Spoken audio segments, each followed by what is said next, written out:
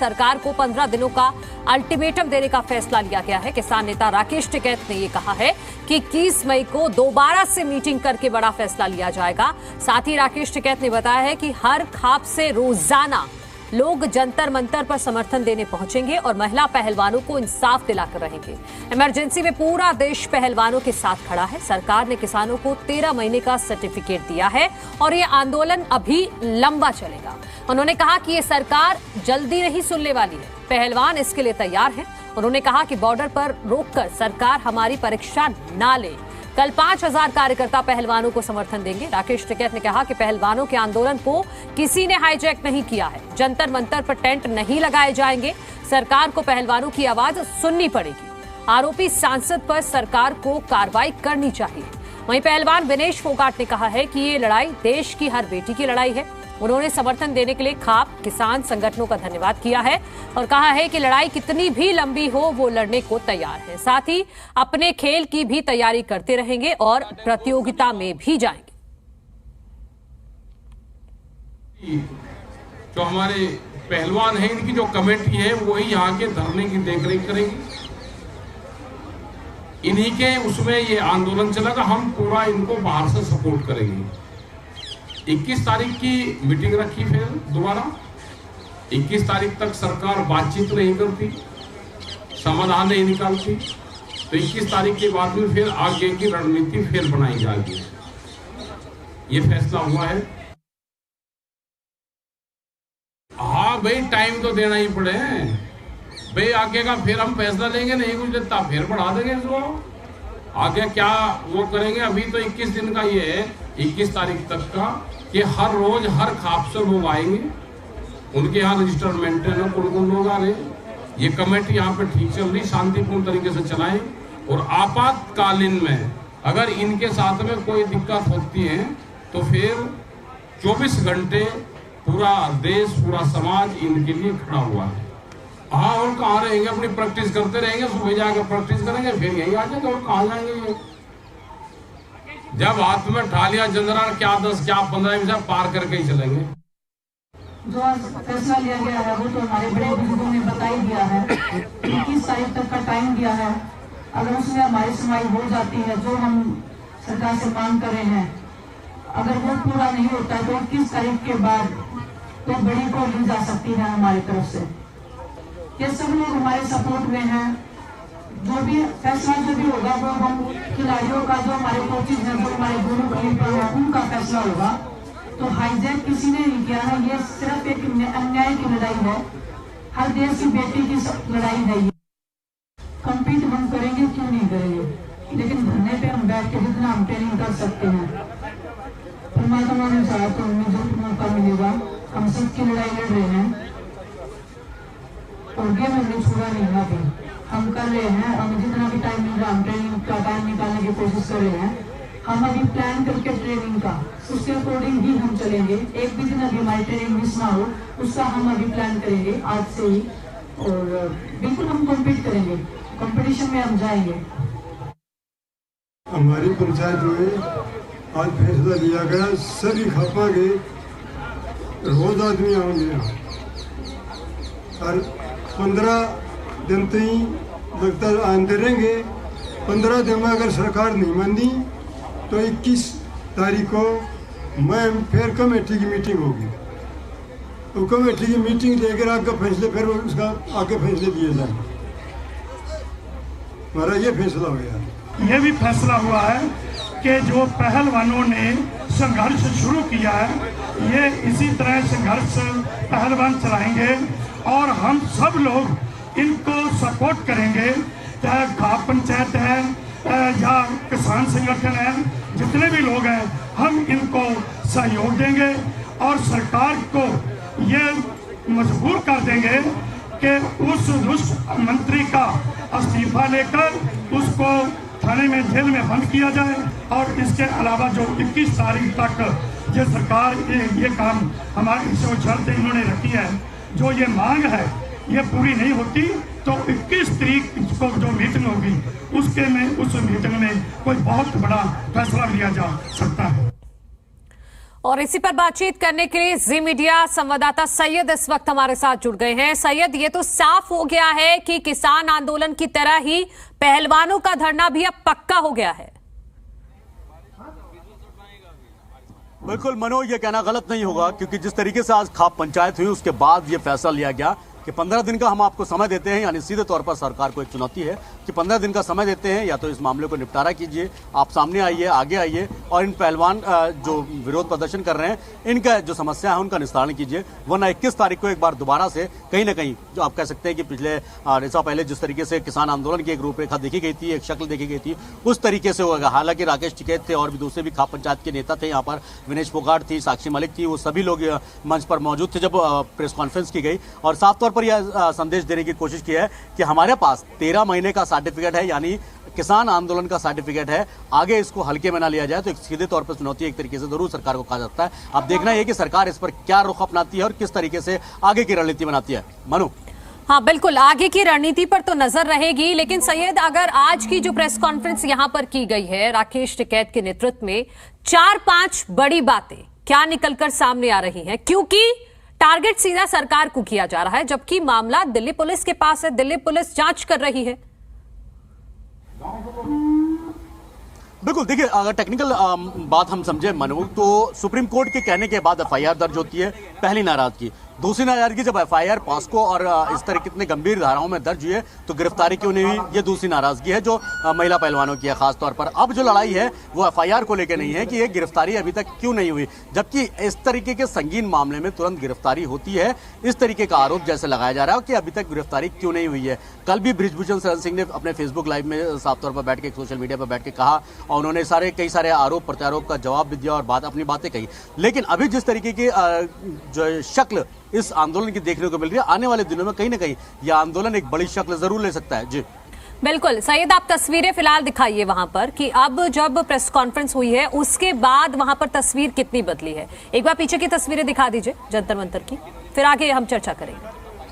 बिल्कुल मनु, मैं तस्वीरें आपको दिखाऊंगा। देखिए अभी यहाँ पर जो पूरी खाप पंचायतों का जो जमावड़ा था वो लोग यहाँ से हटे हैं और फिलहाल साफ सफाई है क्योंकि 7 बजे यहाँ से कैंडल मार्च निकाला जाएगा। अब मैं आपको आगे की तस्वीर दिखाने की कोशिश करता हूँ कि जिस तरीके से यहाँ आगे अभी काफी संख्या में भीड़ भाड़ है, क्योंकि जो एरिया में जहाँ पर प्रेस कॉन्फ्रेंस हुई है वहां से जो है सफाई की जा रही है। ये डेली का रूटीन है यहाँ का कि शाम में सफाई की जाती है। उसके बाद यहाँ 7 बजे कैंडल मार्च निकाला जाएगा। तो ये अपने आप में अलग चीज, जैसे कई बार किसान आंदोलन में भी हमने देखा कि कई कैंडल मार्च निकले, कई सारे प्रोटेस्ट अलग अलग छोटे छोटे भी होते थे। तो ये सब जो हिस्सा आप देख रही हैं आप अभी मनु अपनी टीवी स्क्रीन पर इस वक्त, ये यहाँ पर पूरी खाप की जो पंचायतें थी, जो लोग थे, खाप नेता, वो सब पहुंचे थे। अब सफाई ठीक है सैयद, आप रहिए हमारे साथ, आपके जरिए हम लगातार अपडेट पहुंचा रहे हैं अपने दर्शकों के पास। और इस वक्त हमारे साथ बीजेपी प्रवक्ता प्रोफेसर वीरेंद्र चौहान जी जुड़ गए हैं। चौहान साहब, पहलवानों ने कहा है 15 दिन का अल्टीमेटम दे रहे हैं सरकार को। देखिए, मैं ये मानता हूं कि किसी अल्टीमेटम की आवश्यकता नहीं है और सरकार की जो मशीनरी है, पुलिस जो है, वो अपना काम नियम कायदे कानून के हिसाब से कर रही है। इसलिए अल्टीमेटम की भाषा बोलना, धरने प्रदर्शन करना, मैं इसमें कोई तर्क नहीं देखता हूं। सर्वोच्च न्यायालय ने भी जब इस मामले की सुनवाई हो रही थी और एफआईआर दर्ज होने के बाद दोबारा से जब आंदोलनकारियों की ओर से वहां कोई गुहार की गई थी, तो सुप्रीम कोर्ट ने भी कहा था कि जो आपने मांगा था वो काम हो रहा है। उसके बाद लेकिन पहलवान ये पूछ रहे हैं, जब पॉक्सो एक्ट में मामला दर्ज है तो बृजभूषण शरण सिंह की गिरफ्तारी क्यों नहीं हो रही? किसी आरोपी की गिरफ्तारी किस समय हो उसका प्रावधान कानून में भी है और उस प्रावधान को इन आंदोलनकारियों से बेहतर पुलिस जानती है और सुप्रीम कोर्ट जानता है। अगर इतना आवश्यक होता कि पहले गिरफ्तारी हो, पहले सूली पर तत्काल लटका दिया जाए, तो इस देश की सर्वोच्च अदालत जब इस मामले को सुन रही थी, सर्वोच्च न्यायाधीश सुन रहे थे, वे भी उसी समय ये आदेश दे सकते थे। मैं ये मानता हूं कि दिल्ली पुलिस हो या और कोई जांच एजेंसी, वो इस देश के कानून के दायरे से बाहर नहीं है। कानून सम्मत काम उनको करना पड़ेगा और उसके लिए न किसी अल्टीमेटम की जरूरत है, न किसी धरने प्रदर्शन की जरूरत है। धरना प्रदर्शन तो विपक्षियों की राजनीतिक रोटियां सेकने का एक अड्डा बन गया है। आंदोलनकारी खिलाड़ियों को ऐसा होने देने से बचना चाहिए था। अब वो विनेश कह रही हैं किसी ने हाईजैक नहीं किया है हमारा आंदोलन, बार बार ये आरोप लगाए जा रहे हैं कि विपक्ष ने हाईजैक कर लिया है। हाईजैक हुआ है कि नहीं ये तो सामने है ना, हाईजैक्ड है। ऐसे ऐसे लोग वहां पर आकर भद्दी भद्दी भाषा में बात कर रहे हैं। कोई नरेंद्र तो हाईजैक हुआ है तो आप भी जाइए ना, फिर आप भी तो राजनीतिक दल से जुड़े हुए हैं, आप हाईजैक होने क्यों दे रहे हैं चौहान साहब? मनु सुनिएगा, मैं उत्तर दे रहा हूं। हम सरकार में हैं, हमारी भूमिका ये है कि कानून अपना काम करे। कोई शिकायत आई है, उस शिकायत का निपटारा हो, और जो अगर किसी के साथ अन्याय हुआ है तो उसको न्याय मिले, कोई दोषी है तो उसको सजा मिले। उसकी एक प्रक्रिया है, उस प्रक्रिया को फॉलो किया जा रहा है। वो प्रक्रिया इतनी धीमी क्यों है, इस पर सवाल उठ रहे हैं। एक वाक्य मनु, मुझे ये बताइए, अगर किसी ने मर्डर कर दिया और उसके खिलाफ गवाह भी हैं, प्रत्यक्षदर्शी भी हैं, तो क्या उस व्यक्ति को तुरंत फांसी पर लटका? नहीं चौहान साहब, मर्डर के केस में और पॉक्सो एक्ट में तो बहुत फर्क है, आप जानते होंगे अच्छे से। मैं फिर दोहरा रहा हूं, दिल्ली पुलिस पॉक्सो एक्ट के किसी प्रावधान का अगर उल्लंघन करती या आज भी करती है तो देश की सर्वोच्च अदालत की निगरानी में है। दिल्ली पुलिस को आंदोलनकारियों से ज्ञान की जरूरत नहीं है। खटाना साहब भी हमारे साथ जुड़ गए हैं, मनीष खटाना जी, कांग्रेस प्रवक्ता। मनीष जी, पंचायत पहलवानों की तरफ से कहा गया है कि हम 21 मई तक का समय दे रहे हैं, या तो ब्रजभूषण शरण सिंह की गिरफ्तारी कर लीजिए, उसके बाद कोई बड़ा फैसला लिया जाएगा। और चौहान साहब आप पर आरोप लगा रहे हैं, विपक्ष पर खासतौर पर, कि आप ही चला रहे हैं इस पूरे आंदोलन को, जो शुरुआत से लग रहा है आरोप। मनु जी, बहुत शर्म की और बहुत खेद की बात है, चौहान साहब जैसे इतने बड़े प्रवक्ता, भारतीय जनता पार्टी जो देश में आज सबसे बड़ी पार्टी, सबसे धनाढ़ पार्टी, उसके प्रवक्ता आज जिन शब्दों का यूज कर रहे हैं, जैसी भाषा शब्दावली, और जो बात कह रहे हैं जिसका ना हाथ है, ना सिर है, ना पैर है। वो कह रहे हैं जी जांच चल रही है, सुप्रीम कोर्ट गए थे, सुप्रीम कोर्ट ने ये कहा, सुप्रीम कोर्ट ने वो कहा। मनु जी, बहुत छोटी सी बात है, पहलवान किसान परिवार से आते हैं, इतने समझदार वो लोग नहीं हैं। उनकी सबसे पहले दिल्ली पुलिस में गए, जहां पर इनकी एफआईआर नहीं हुई, उन्होंने एफआईआर के लिए अर्जी लगाई, सुप्रीम कोर्ट ने उसमें दखल दिया और उनकी एफआईआर दर्ज करा दी। बहुत छोटी सी बात है। अब एफआईआर दर्ज हुई है पॉस्को एक्ट में। पॉस्को एक्ट में मनु जी आपको भी पता है कि तुरंत गिरफ्तारी होती है, उसमें तुरंत जांच होती है, 164 के बयान होते हैं।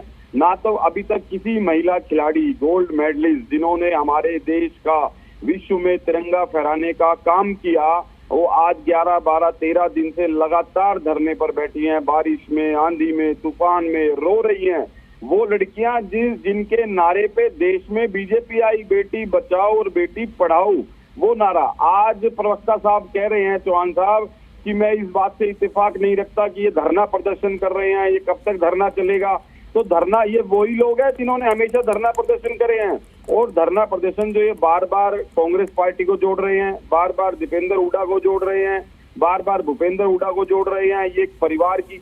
क्या सबसे पहले मैं एक सवाल पूछता हूँ मनु जी, आप इतने बड़े रिपोर्टर हैं, इतने बड़े चैनल के, और इतने बड़े हमारे प्रवक्ता साहब बैठे हैं, ये देश की बेटियां हैं या ये हरियाणा की बेटी हैं या ये परिवार की बेटी हैं? मुझे ये क्लियर करके बताएं कि ये बेटियां किसकी हैं।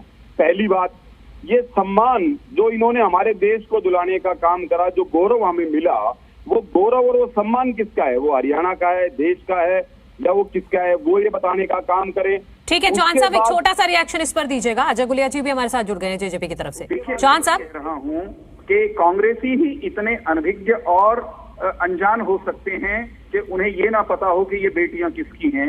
ये बेटियां निश्चित तौर पर देश की हैं, मान इन्होंने देश का बढ़ाया है, लेकिन देश का मान बढ़ाने वाली बेटियां ये तो नहीं कह सकती ना कि उन्होंने जिस पर आरोप लगाया है उसे आज ही सूली पर लटका दीजिए, कानून तोड़कर लटका दीजिए, ये तो नहीं कहा जा सकता ना। दूसरा, मैं एक बात साफ साफ कह रहा हूं कि कानून की प्रक्रिया का पालन न करे दिल्ली पुलिस, ऐसा संभव नहीं है। सुप्रीम कोर्ट दिल्ली में बैठा है, हाई कोर्ट दिल्ली में बैठा है, यहाँ नहीं, तभी तो चौहान साहब एफआईआर दर्ज कराने के लिए भी सुप्रीम कोर्ट में जाना पड़ा। एफआईआर तक पहले दर्ज नहीं होती है। उत्तर सुनिए, शिकायत होने के बाद एफआईआर होगी ना। शिकायत हुई उसके 6 दिन तो एफआईआर हो ही गई, चाहे सुप्रीम कोर्ट के कहने से हुई हो। क्या जिस मामले की ये जो यौन उत्पीड़न के जो आरोप लग रहे हैं, ये मामले ऐसे बता रहे हैं कि कोई 8 साल पुराना है, कोई 4 साल पुराना है, कोई 7 साल पुराना है। जिन मामलों में 8, 7, 2, 10 साल तक शिकायत नहीं आई, ऐसे मामलों में अगर पुलिस प्रारंभिक पड़ताल में 6 दिन लगा दिए पुलिस ने, तो क्या आप ये कहेंगे कि जांच ही नहीं हो रही, पड़ताल नहीं? चौहान साहब, जब से एफआईआर दर्ज हुई है तब से अब तक क्या कार्रवाई हुई है, ये मुझे बताइएगा। मैं अजय गुलिया जी को शामिल कर लेती हूँ। गुलिया साहब, टिकैत राकेश टिकैत की तरफ से, पहलवानों की तरफ से ये साफ कर दिया गया है कि ये जो धरना है ये पक्का है, यानी जब तक मांग पूरी नहीं होगी तब तक इसी तरह से धरना चलता रहेगा। गुलिया जी। देखिए मनु जी, हम तो खिलाड़ियों की मांग का समर्थन करते हैं, लेकिन इसमें 2 चीजें हैं। देखिए, एक तो ये कांग्रेस के लोग जब ये कहते हैं कि माननीय सर्वोच्च न्यायालय के आदेश पर एफआईआर, ये बिल्कुल गलत है।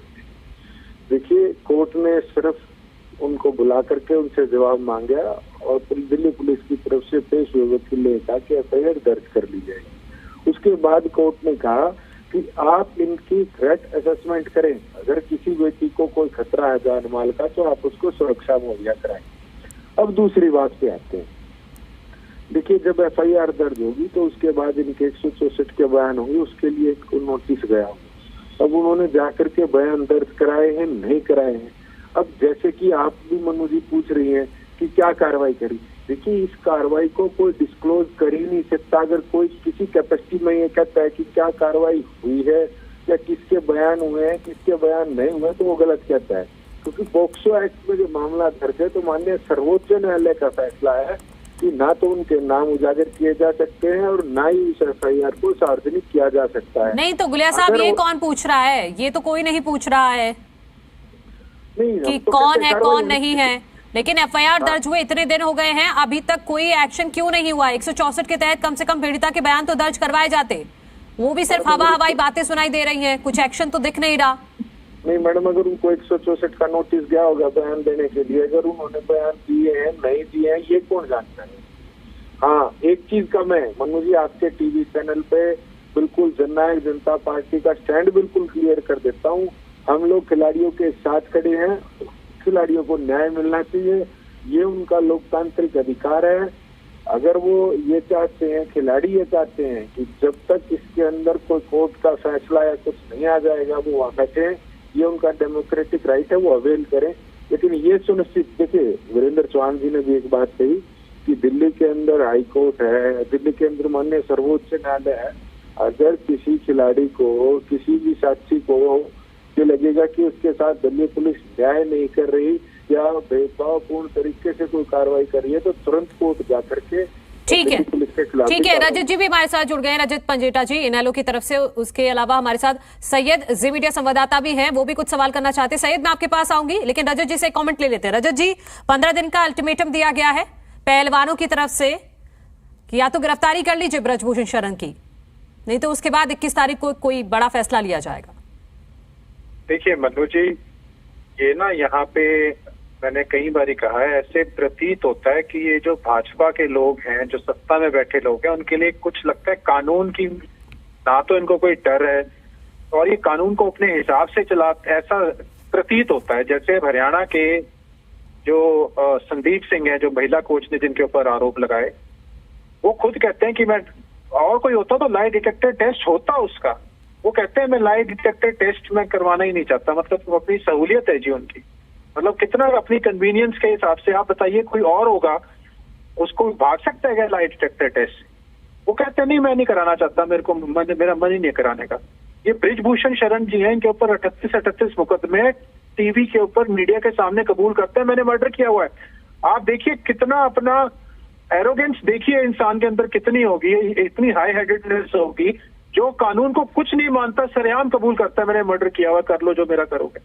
और अभी तक अगर कोई और व्यक्ति होता, पॉक्सो एक्ट के अंदर 3 से 18 20 साल तक का सजा का प्रावधान है, 20 साल तक का।